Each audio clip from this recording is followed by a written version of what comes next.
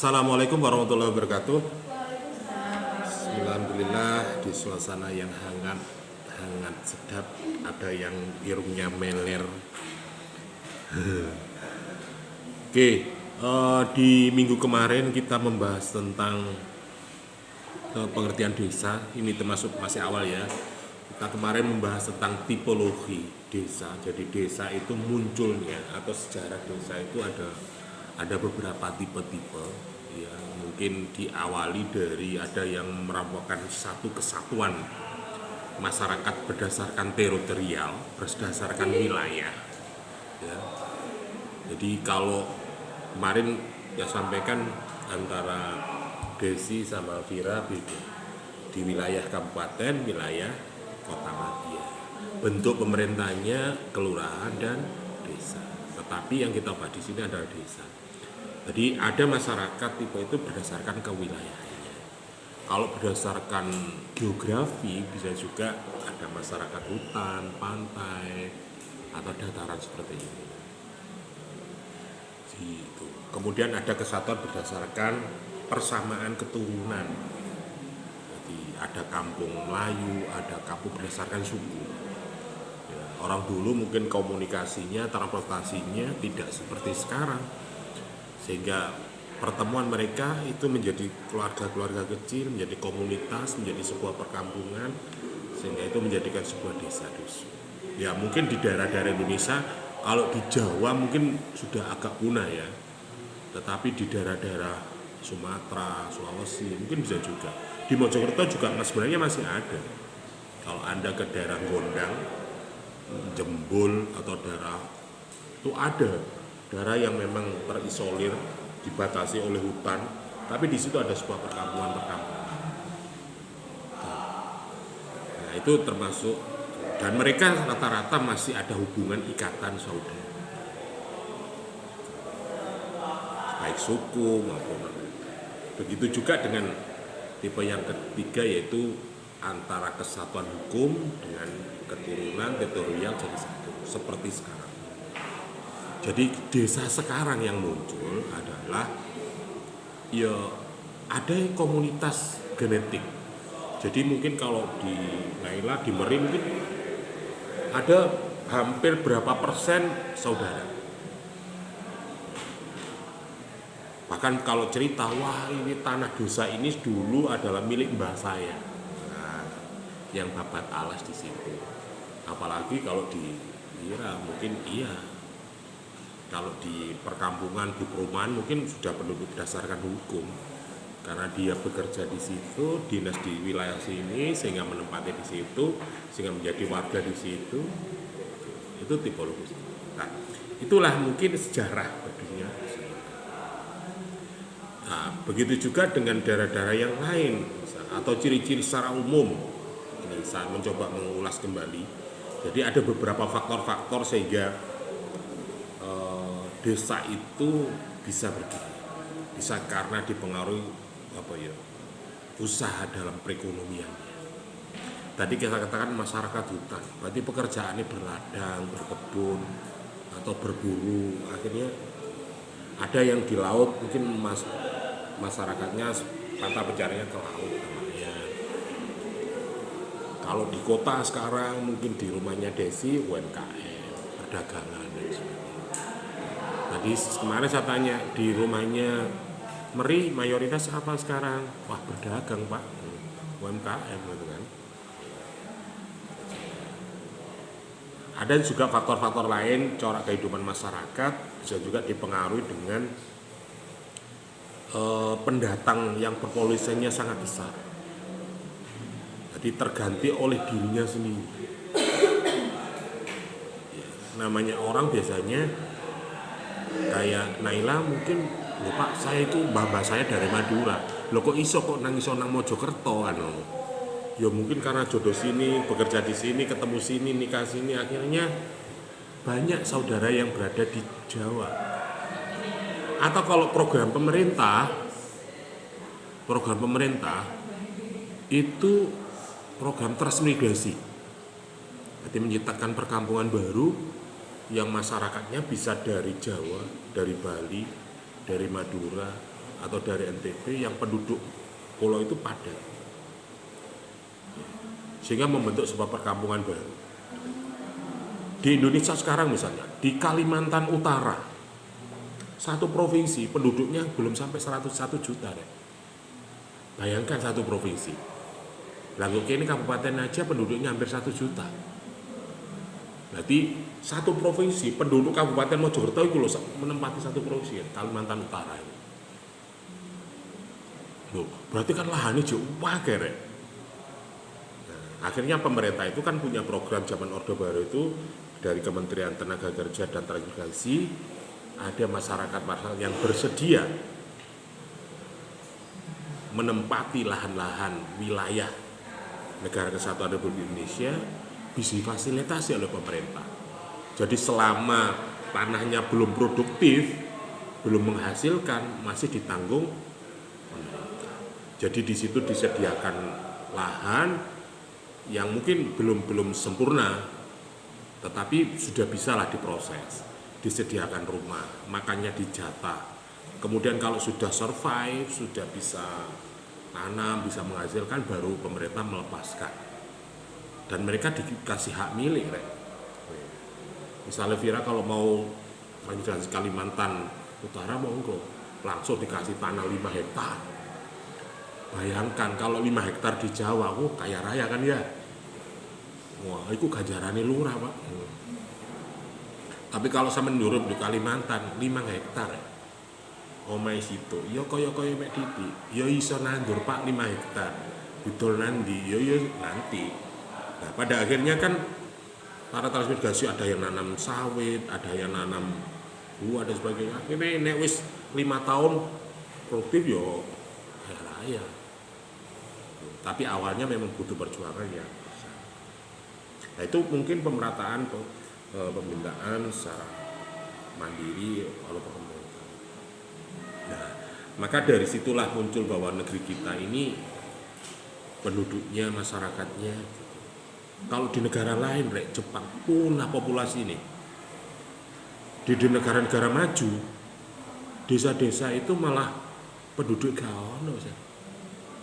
Berarti sawahnya setinggurno. Nah, gejala-gejala ini sudah muncul di daerah kita sekarang. Jadi banyak pemuda masyarakat sekarang itu yang dulu mbah-mbahnya, ibunya itu mata pencarian sebagai petani, peternak dan sebagainya, udah podo kuliah kabeh. Jadi misalnya desi biyen gak kuliah ngono paling yo melok tandur bareng ya bahasanya. Nah, sekarang jarang. Jadi saat sekarang itu sudah mulai di desa-desa sekarang untuk mencari orang yang nanam padi, generasi yang nanam padi atau yang sulit, bisa mencari tenaga kerja dari luar desa, luar daerah. Nah, itu di negara kita, di Jepang, itu habis penduduknya. Jadi desanya itu banyak ditinggalkan warganya yang hidup di kota, yang bekerja di perusahaan, di dagangan dan sebagainya, yang hasilnya mungkin lebih cepat daripada petani. Makanya nek sampean gelem Pak, aku gak transmigrasi nang Kalimantan, Pak. Aku tak transmigrasi nang Jepang ae. Enak ya. Kan kemarin ada yang viral itu. TKI Indonesia yang tinggal di Jepang akhirnya di kono bertani. Ngenggoni, bahkan kalau Anda mau malah digaji Anda tinggal di desa di Jepang sana.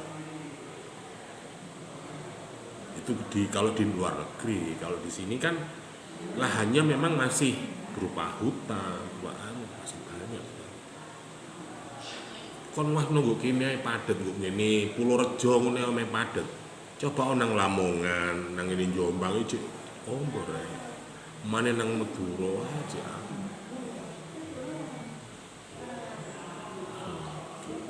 Oke, itu gambaran umum ya.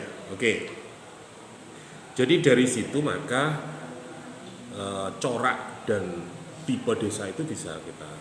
Tetapi seiring dengan waktu, perkembangan dan sebagainya diiringi stereotip, ada penyamaan sistem kenegaraan yang didukung dengan undang-undang pemerintahan desa. Jadi undang-undang pemerintah desa itu seakan-akan memukul rata sejarah daripada yang awalnya bahwa desa itu mempunyai karakter, mempunyai adat istiadat masing-masing sesuai dengan tipenya masing-masing itu. Jadi desa itu disebut sebagai nama lain selanjutnya kesatuan masyarakat hukum yang memiliki batas-batas wilayah yang berwenang untuk mengatur dan mengurus kepentingan masyarakat setempat berdasarkan asal usul dan adat istiadat setempat yang diakui dan dihormati dalam sistem pemerintah Republik Indonesia. Ini kesimpulannya seperti itu. Sekarang seperti itu. Bahkan sekarang itu mungkin karena desa itu menjadi agen sekarang itu kayaknya seperti agen. Jadi agen pelaksana dari kebijakan negara pemerintah. Anggarannya dari pusat, programnya bisa dari desa, terserah.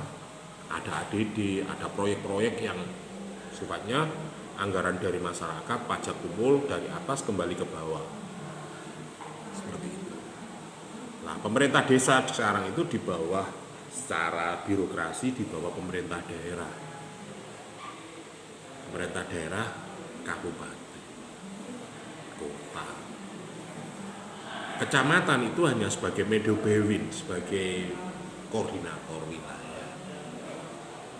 Secara birokrasi, secara administrasi saja. Oke, dan itu sangat dihormati dan diakui dalam sistem pemerintah di negara kesatuan Republik Indonesia. Bahkan sekarang itu bukan negara kesatuan, malah NKRI, negara kesatuan Indonesia. Nah, dari situ maka kalau dilihat dari sisi kewilayahan susunan pemerintah di Indonesia menurut Undang-Undang 2004 nomor 32 bahwa pemerintah itu ada pemerintah pusat, pemerintah daerah, pemerintah desa. Nah, pemerintah pusat ya pemerintah nasional kayak. Nah, nanti adik-adik juga entah sudah mulai ya mata kuliah pemerintah nasional sudah ya. Nah, nanti juga ada pemerintah daerah, ada pemerintah kota, kabupaten. Kemudian nanti adik-adik juga akan memperoleh mata kuliah hubungan antar tingkat pemerintah. Bagaimana koordinasinya?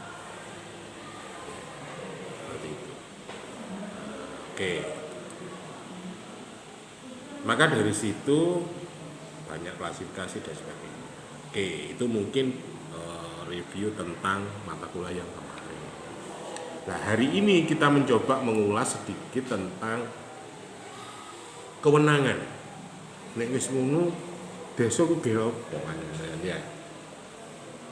Dari perkembangan yang ada, maka kewenangan bisa simpulkan bahwa otonomi desa berdasarkan undang-undang yang ada itu ada yang pengakuan, ada juga yang menjadi pemberian. Yang kita nggak tahu sebenarnya kalau Anda mau meneliti tentang pemerintah desa, ujungnya ya itu pengakuan bahwa desa itu ya duwe cara masing-masing gitu. Nah, itulah uniknya di negara kita itu kan masyarakatnya sangat pluralistik, sangat beraneka ragam. Dan inilah yang menjadikan Indonesia kuat. Tetapi kalau ini di negara luar lo ya wis jelas nggih negara dhewe-dhewe rek. Omane sumber daya alami kaya Kuwait, Kuba, penduduke lo negarane ciu-ciu ya. Iku wis ngedek negara dhewe-dhewe. Lah kok kene berpulau-pulau andekan tuh mau mendirikan negara sendiri sebenarnya sangat mungkin. Tetapi ya Tuhan berkehendak lain. Saiki andai kata Jawa mendirikan negara sendiri, Kalimantan negara sendiri bisa sebenarnya. Tetapi dengan persiapan untuk menjadi sebuah negara dan sebagainya, apakah contohnya saiki seperti Timor Leste memisahkan diri, ya akhirnya ya kalang kabut juga kan. Nah, tidak semudah balik tangan. Begitu juga penataan tata kelola di pemerintahan kita juga sangat dinamis gitu. Harus benar-benar demokratis, harus benar-benar menghargai sebuah perbedaan dan sebagainya seperti itu. Maka ketika ngomong kewenangan desa, ini merupakan hak atau kekuasaan yang dimiliki desa untuk mengatur, mengurus kepentingan masyarakat dalam setiap pemerintah nasional. Kewenangan ini diberikan untuk memungkinkan fungsi daripada pemerintah untuk menjalankan pembangunan, pembinaan masyarakat, serta pemberdayaan masyarakat. Jadi inti dari tugas kewenangan pemerintah desa itu adalah melakukan fungsi sebagai pemerintahan, ya, fungsi administratifnya, birokrasinya, siapa saja. Kemudian fungsi pembangunannya, desa itu diarahkan kemana, mau diapain norek. Nah, itu biasanya ada mata kuliah sendiri namanya studi pembangunan. Ya, jadi pembangunan itu apakah seperti stigma masyarakat sekarang sing diarani bangun itu ya nek wis omahe keramikan, ya lampune murung warna-warni, embonge aspalan, pagere alvalum, ya. Apakah itu yang namanya pembangunan? Nah, kalau di desa macam-macam, ya masih bangunan dari bambu, dari pohon luntas, apakah itu bukan bentuk pembangunan? Mungkin dari sisi nilai-nilai estetikanya yang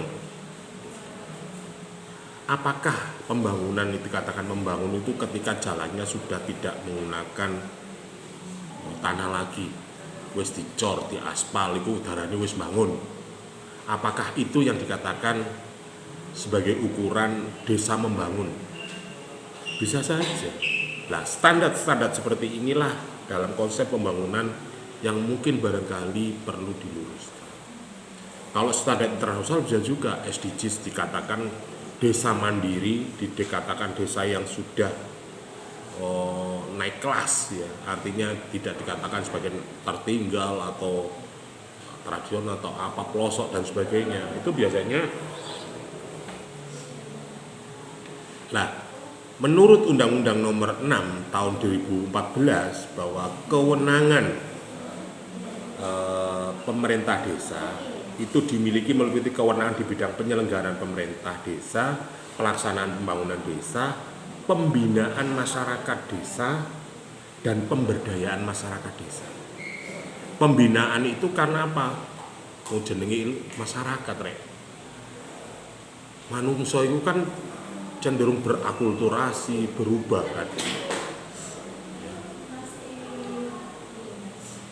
Ya, jadi masyarakat itu cenderung berubah. Nah, untuk menghadapi itu, maka pemerintah desa harus melakukan sebuah pembinaan, menjalin kerukunan dan sebagainya. Kemudian ada pemberdayaan masyarakat, keterlibatan dan masyarakat di dalam proses penyelenggaraan pemerintahan maupun pembangunan. Oke. Kemudian kewenangan tersebut memungkinkan desa menjadi aktor utama dalam melakukan mengelola pembangunan dan pelayanan publik di tingkat lokal. Jadi masyarakat merasakan hadirnya sebuah negara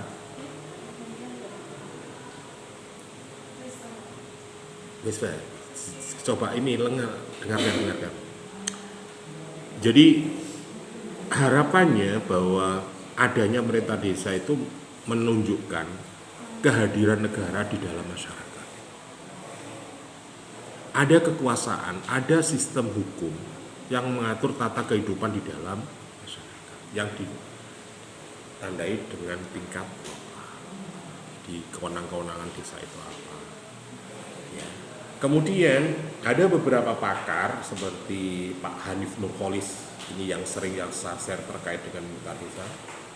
Mereka mengatakan hak desa mengatur dan mengurus kepentingan masyarakat itu berdasarkan asal-usul kewenangan diberikan oleh pemerintah. Itu yang asli. Kemudian dia juga menyatakan bahwa kewenangan desa adalah hak untuk mengatur, mengurus kepentingan masyarakat setempat yang bersumber pada asal-usul yang diberikan oleh pemerintah pusat kepada pemerintah desa. Jadi makanya desa itu ya tidak bisa disamakan. ada yang ruah desa macam-macam, ada yang mungkin gaya hidupnya aturannya berbeda. Bu kini kok bebas yo nyetel sound horeg lho. Bu ngen ku apa nyetel lak dibalangi atau ditamoni ngono. Itu zaman sekarang. Atau mungkin apa ya? Aktivitas masyarakat bisa juga berbeda. Ono masyarakat desa itu wis jam 8 jam 9 wis lampune wis tutup kabeh rek wis. Atau mungkin ketika di kampung Anda, wah itu nek gang kono iku masih sampai jam 12 bengi jek rame, Pak. Kok kono ono warunge, ono kono.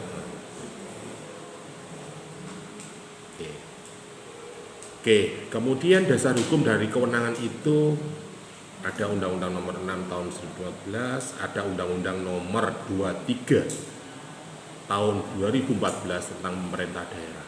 Ini juga yang terbaru. Ini juga mungkin ada yang baru lagi, nomor 2025. Apalagi situasi negara secara global kita menghadapi beberapa situasi kondisi dunia yang tidak menentu. Mungkin di awal 2019 sampai 2023 ada COVID, sehingga perubahan sosial, perubahan pemerintahan itu sangat istilahnya kok negara itu biasanya kok direstak. Masyarakat harus disiplin, masyarakat harus hemat, masyarakat. Lah sekarang ini ada krisis baru, Perang Dunia III, krisis sumber energi. Kenapa energi ini berpengaruh? Nah itu nek bensinmu dapat pengaruh ke transportasi, transportasi mempengaruhi biaya produksi. Ketika biaya produksi meningkat maka harga pokok juga ini akan berdampak. Maka ada efisiensi anggaran, pembatasan aktivitas. Tapi apakah mungkin? Ya belum, Pak. Akhirnya pendapatan masyarakat tetap, tapi kebutuhan harga meningkat. Ada inflasi, ada devaluasi dan sebagainya. Sehingga kehidupan kita juga mau tidak mau masyarakat desa juga harus. Tetapi saya yakin orang Indonesia itu kaya raya. Terus barangkali iso lah. Nah, wong nuklir kok direpotno. Lah kok kene panganane desi atau apa bakso nuklir, Pak? Bakso rudal, Pak. Kalau bakso nuklir itu kan umumnya di Gedek, daerah Purworejo itu ya. Ono bakso urat dan nuklir. Kalau daerah sana itu ya.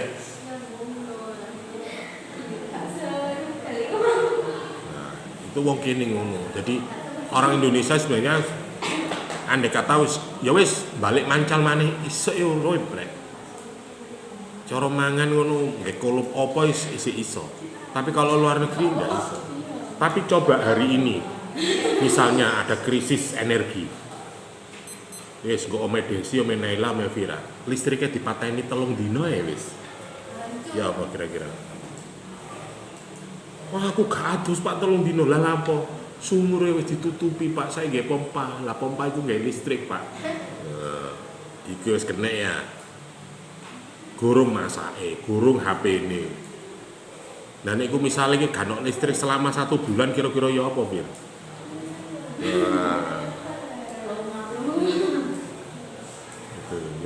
Itu. Lah kewenangan pemerintah desa ini sebenarnya untuk ketahanan hidup mbah-mbah kita sebelum ada listrik, sebelum ada itu sebenarnya sudah tertata rek.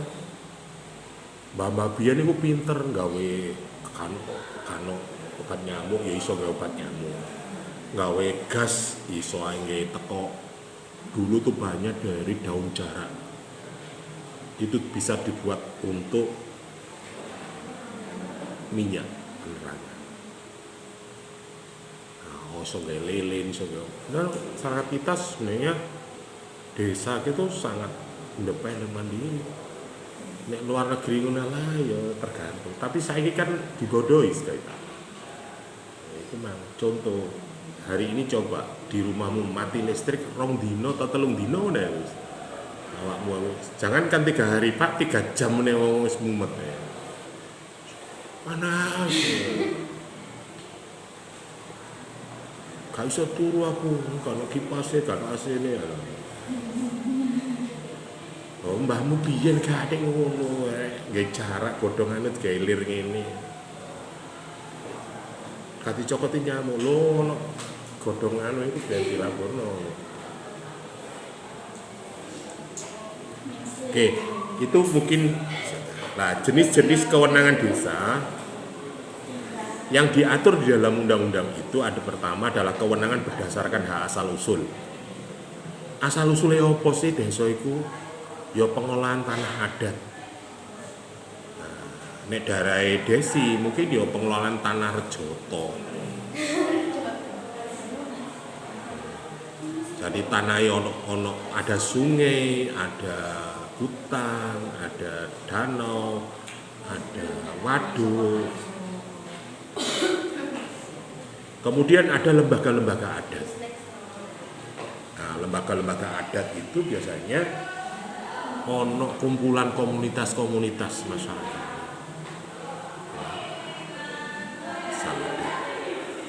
Mungkin bisa dipengaruhi kerajaan, komunitas masyarakat Mojopahit, komunitas masyarakat. Ada juga pengelolaan sistem nilai dan tradisi masyarakat.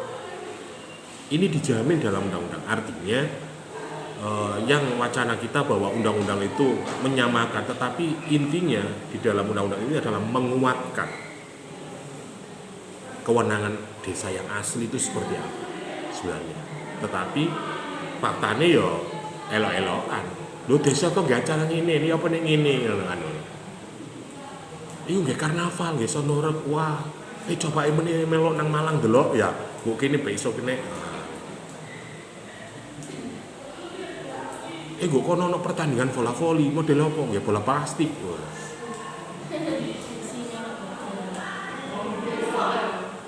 Kemudian ada juga penyelesaian konflik adat. Nah, konflik adat itu biasanya setiap desa itu punya adat masing-masing. Misalnya masyarakat Kowung gak oleh gawe ngene. Masyarakat desa ini nggak boleh menggunakan alat musik gong misalnya. Ada sebagainya. Nek sound horeg boleh, tapi nek gending-gending nggak boleh. Nah, kewenangan ini merupakan identitas sosial atau budaya khas dari desa. Ya mungkin khasnya di Vira itu apa, di desi apa, di Wung apa akan nampak. Tetapi untuk mempertahankan itu tergantung kepada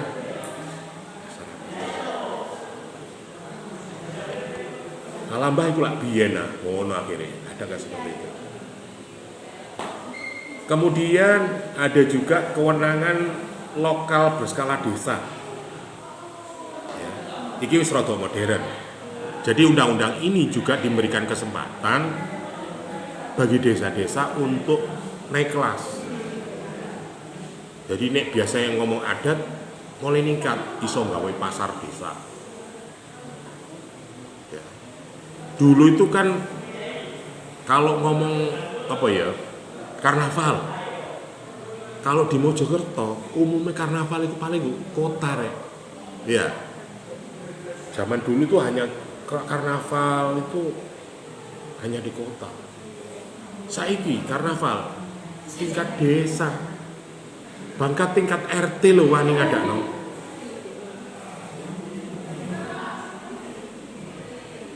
Kewenangan-kewenangan itu biasanya ada BUMDes, ada pengelolaan pasar, ada pengelolaan irigasi desa. Jadi desa itu juga bisa mengatur tentang pengairan, membuat bendungan, membuat saluran air dan sebagainya. Pengelolaan jalan desa. Nah, jalan-jalan desa itu ada juga yang mungkin dulu tidak tembus atau mungkin jalan-jalan baru. Jadi desa-desa sekarang itu diharapkan bisa membuat perkampungan baru. Di desa biyen burine omahe gak ono dalane saiki dibangun jalan, atau yang dulu jalannya kecil sekarang dilebarkan. Dulu jalannya hanya 3 meter, sekarang menjadi 6 meter, menjadi. Ada juga pengelolaan wisata. Jadi desa itu juga yang kebetulan wilayahnya ada tempat wisatanya itu bisa dikelola. Kayak Rejoto bisa. Kalau di Kali Sadar bisa Pak. Oh iso kena ke Kali Dayung. Oh jenenge sing di Kuwatu itu. Kuwatu lho, desa Kuwatu kan ono. Dari Pik sing Sungai Sadar iku lah bangun bendungan. Kuwatu, desa Kuwatu ku lho kan ono. Heeh.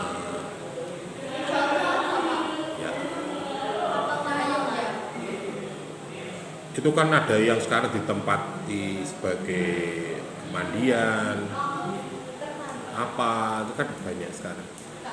Kalau di Trawas itu di Ganjaran, kalau di Kemlaki itu ada waduk Tanjungan, itu dikelola desa bisa.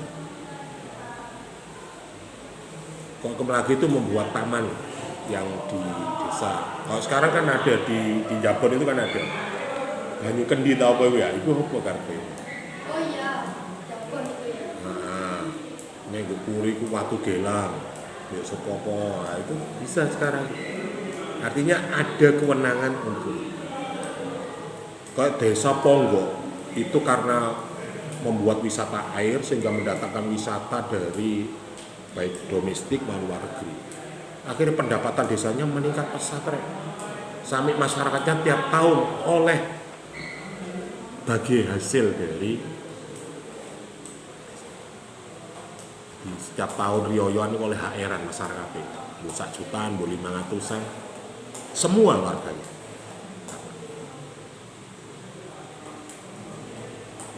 Ini Ganjaran itu kan ada wisata Ganjaran, ada makanya desa-desa itu banyak berlomba-lomba membuat wisata-wisata itu, taman-taman itu.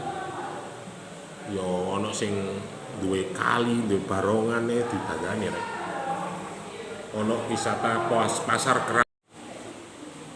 Jadi tujuan daripada kewenangan yang diberikan tadi, jadi dari Undang-Undang 14 ini selain mempertahankan hukum adat istiadat, ditambah kewenangan secara modern, yaitu secara ekonomi, gawe opo nggih pasar desa, atau bisa juga desa-desa ada yang punya Car Free Day. Buat setiap hari apa? Minggu. Ada yang Jumat Injing, ada yang Minggu Injing, ada yang nek kalau di wilayah kota mungkin sore, nah, nyore di Kembloto itu ya. Apa itu?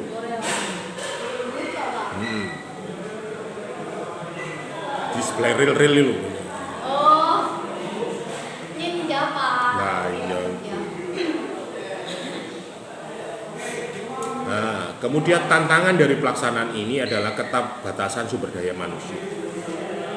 Yo, akhirnya program pemerintah wah kerek.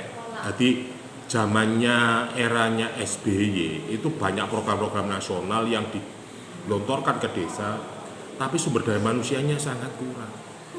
Makanya ini untuk mahasiswa pemerintahan ini wah kesenangan. Nah, waktu itu desa saya 2003 lulus langsung. Ya akhirnya so juara 2 tingkat provinsi. Program-program nasional pemberdayaan masyarakat, kita mencoba mengajak masyarakat untuk berdiskusi mandiri terhadap jalan sekarang seperti apa. Kemudian ada juga lemahnya pengawasan. Jadi wong-wong itu malah ngerti proyek itu ngene ya tibake. Wah, berarti wong dukur-dukur iku nek nggih proyek di markup kok kene mungkin ngerti malian. Karena dia melaksanakan sendiri bahwa dengan anggaran 100 juta itu bisa digunakan pembangunan katakanlah pavingisasi. Jadi berapa kilo? Jadi berapa meter? Dia tahu. Oh, berarti nek menim masyarakat ono proyek pembangunan pavingisasi, anggarannya piro iki? Wah, kakek badi ero. Pengawasan. Kurangnya transparansi pengelolaan keuangan desa ini juga menjadi rawan karena banyak kucuran dana ke desa. Yang awalnya desa kuleren dolek duit dewe, moro-moro transferan saya. Ya. Jadi desa itu dadi lurah saiki enak rek. Ono ADD, ya. Nanti anggarannya disiapkan dari dari pemerintah pusat ada ADD. Yang besarnya tergantung jumlah penduduk atau aturan yang ada. Ada sampai 3 miliar, 2 miliar.